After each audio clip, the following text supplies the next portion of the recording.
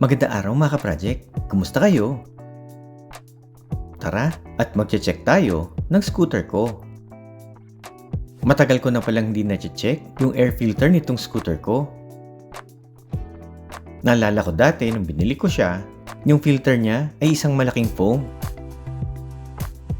Tapos, pag tinanggal mo siya, ay puno siya ng langis at nagbibitak na. At dahil wala akong mabiling foam filter dito sa Manila, kaya naalala ko, pinalitan ko siya ng wool filter na ginagamit na filter para sa aircon. Tara, buksan natin para mapakita ko sa inyo mga ka-project.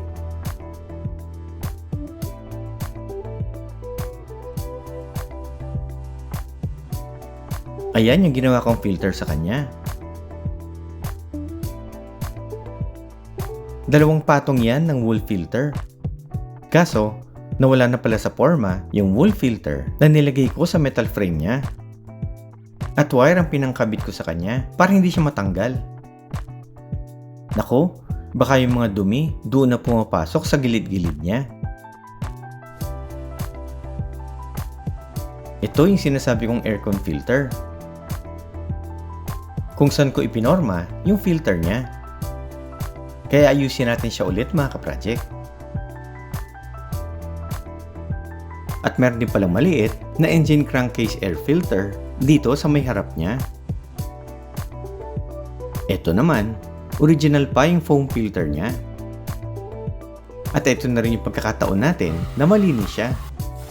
Gamit ang isang tray, tubig, laundry soap, toothbrush at paintbrush. Tara, linisin natin yung buong enclosure niya.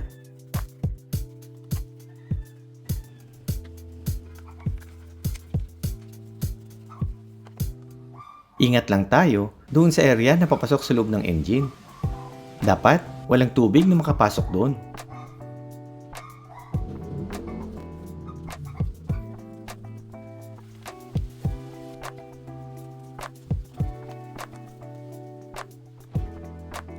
Ayan, banlawan na natin sila. Ingat ulit at iwasan mapasukan ng tubig yung makina niya.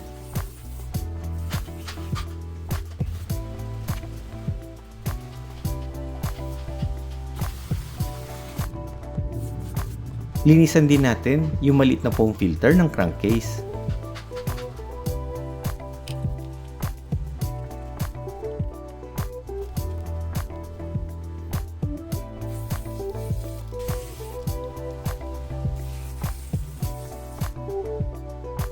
Okay, punasan natin sila at patuyuin.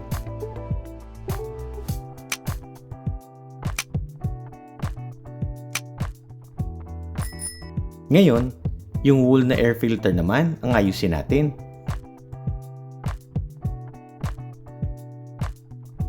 Tanggalin natin yung mga wire na naghahawak sa kanya sa metal frame. Mukhang di pa siya gaanong madumi. Pero, linisin na rin natin siya.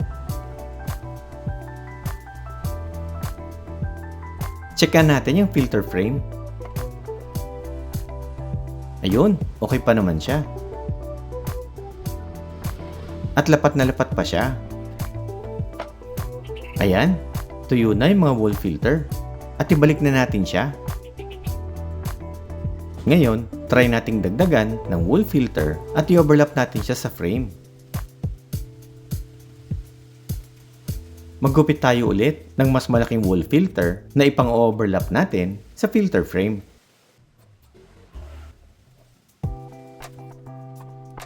Ayan, saka natin siya ibalik ngayon gamit ang mga galvanized or copper wire. Itusok lang natin sa mga butas ng metal frame. At itwist natin sila para hindi matanggal.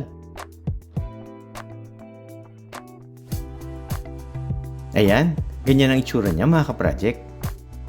Yung original na foam filter, ni-sprayan nila ng oil para mas kumapit yung mga dumi sa foam filter. Pero dito sa ginawa ko, hindi ko na siya lalagyan.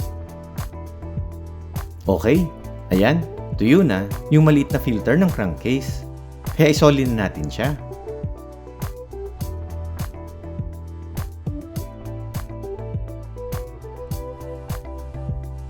Ngayon naman, yung wall filter, ilagay na din natin. Ihipit lang natin siya sa metal frame at filter enclosure.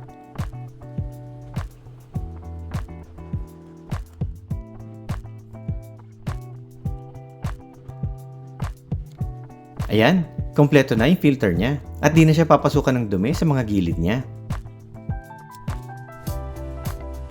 Ayan, malinis na din yung buong filter cover niya.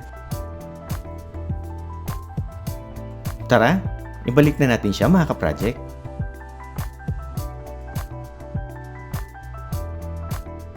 Ayan, ayos na yung air filter natin mga ka-project. Pwede nang gumala ulit mga ka-project. Kung nagustuhan niyo yung video ko or may natutunan kayo, pakiclick naman yung like, don't forget to share, and subscribe to my YouTube channel. Pakiclick na rin yung bell icon para ma-update ka sa mga bagong videos ko. Hanggang dito lang mga ka-project. Maraming salamat.